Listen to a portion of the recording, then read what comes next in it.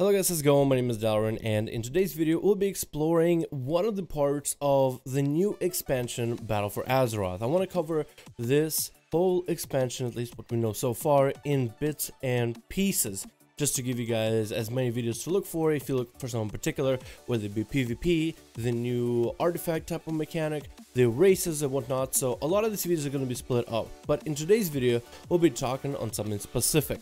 In this particular video, we'll be taking a look at the main thing a lot of us are excited about, and as in me and most people that watch my channel, is the PvP aspects of the new expansion. Now, one of the things we should mention first of all is that they are at a new battleground, which we will get in patch 7.3.5 to test out first things first. Now, this new expansion patch battleground will be something that a lot of us predicted. It'll be the fight over silithus, and if you're not sure exactly why we'll get there in a story, I'm pretty sure patch 7.3.5 will allow you to experience the reasons why we'll be hanging out for silithus, and how 7.3.5 will basically be almost like a pre-patch for Battle for Azeroth, as it establishes the main point of why we're contesting one another and why we're in silithus. It's a battleground that's actually very similar and can be found something like Final Fantasy XIV. It's a battleground where the node or the flag will change based on randomized location status. So you and your team will have to scuttle over to the area, capture the point, and hold it for as long as possible. We'll get that again in 7.3.5. We also are expected to get another arena once the expansion releases, but today I want to talk about all the other things that they want to update for the new expansion. The first one is called Island Expeditions, which is a PvE type of content, but also has a PvP effect. It's a 3-player co-op gameplay on some small islands, almost like a 3v3 arena. It has various and dynamic objectives that are different. So one day you might go in and the place has NPCs that need your help, so you go help them out. The other day, the village that you originally helped is now destroyed by the Mogu. Now you gotta drive the Mogu out, get their boss, and get them out of the island. So different objectives will be available for you on the same island, as we understand. It is a mix of a Mythic Plus type of content, where I think it can have scaling difficulty, and maybe the difficulty level will be pretty high. And Mythic Plus kind of serve as a way to have smaller groups but competitive content where you can get good rewards out of it. But it'll also be like a scenario from Mr. Pandaria, as in you can have 3 people of various specs and it doesn't really matter how you play. One of the caveats of this is you can play as a PvE type of content against advanced AI opponents that are apparently supposed to be resilient, or I guess remembrance to the PvP type of combat. They're supposed to be a lot harder to get through. They're supposed to be maybe more CC heavy. Maybe they'll be a lot smarter. Maybe they'll know who to focus down. We'll see how it goes, but there's an option for PvP.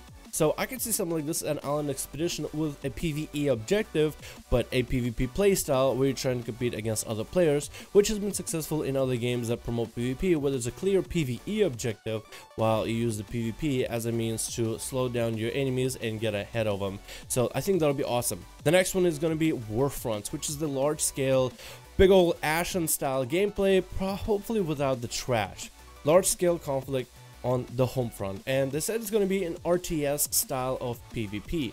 If you ever played the original Warcraft 3 gameplay, you would remember how you would have peons and you would have to develop units and you had to build farms and gather resources, whether it be lumber or gold from the gold mine, and then you would amass your army and then you would lead it against the enemy team, and you would have all these elements of building up a base and massing resources, massing a great army, getting the siege units together, finding a good composition that you want to work with, and then going out into the world and competing against other players playing your map. So this will be in a way similar. It will be kind of like garrison building, but you actually get to customize your garrison building, and you'll be able to have, I guess, one leader to customize how they want the whole place to look. So you're looking at large-scale PvP with a very much group effort. It will be 20 player versus 20, but also has a PvE component of 20 player versus NPC armies.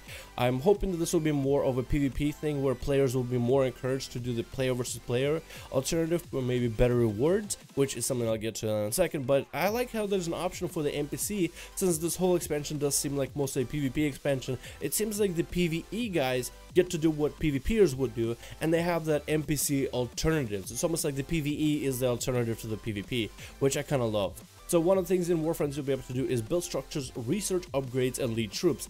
Basically, if you combine the experience of an RTS World of Warcraft or Warcraft 3 style, but from the perspective of somebody who is part of that army instead of the guy commanding the troops and building up everything, I think this would be awesome. There's a lot more PvP updates overall. As we talked about, we have new arenas, we have a new battleground, the Seething Shore that I talked about earlier. The Horde and Alliance Descendant silithus will be very exciting. That's coming out very soon. But there's also world PvP changes. Blizzard is taking a look at world PvP in a more serious manner. They talked about the PvP rules and how they basically have been a change since 2005. And when those same rules apply to expansion like Legion, when you add in so many different components like different gear scaling, you also add in the stat templates that apply for in-house PvP, like I'm talking about scenario style like BGs and arenas, then you have these mechanics that just don't function in the world. It kind of breaks the game. I mean, we have so many legendaries and so many different artifact weapons and so many different specs of classes that can just one-shot to a certain degree. So they're trying also to remove the whole PvE and PvP server division at the same time. What I'm talking about this is the world PvP. Basically, the idea is if you toggle on PvP, you'll be put on a PvP server where you will be PvP.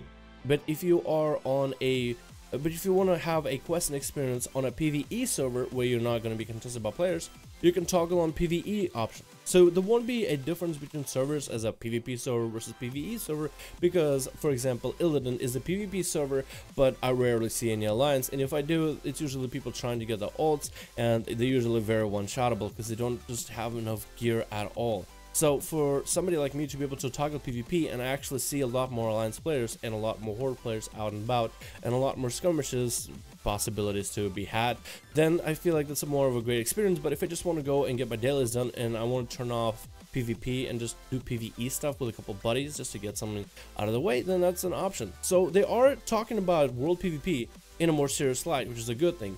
They are bringing up a lot of good ideas like enabling PvP, and I think the way this is gonna work, and this is probably the best way, because a lot of people are expecting cheese out of this mechanic. Like, for example, you're in a PvP server and then all of a sudden you see a player, you swap to PvE, bam, you're out of the loop. I'm thinking the way this is gonna work out is so people don't cheese it, they'll have to go to a sanctuary city, and then from there you enable PvP or PvE. Once you exit Sanctuary City, you cannot change your standing until you get back into a Sanctuary City of sorts. So you can Hearthstone out, go back to your home, change the setting, go back out if, let's say, the PvP world is a little bit too scary for you.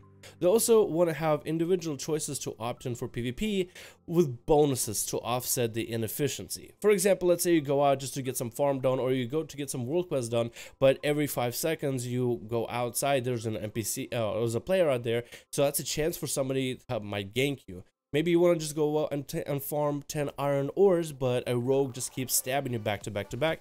They want to give a reason for people to opt into PvP. If that is something you choose, it should have some rewards. Not enough to make PvE style of play in terms of questing just inefficient, but enough for PvP reward to be worth it. So people that choose to do the PvP, choose to do, I guess, the more difficult way of leveling and put themselves in a dangerous situation, should get maybe a little bit more XP, should get maybe slightly bigger reward maybe before completing the world quest in the PvP area. Something like this is going to be awesome, and I'm just very excited to see this being implemented in the game.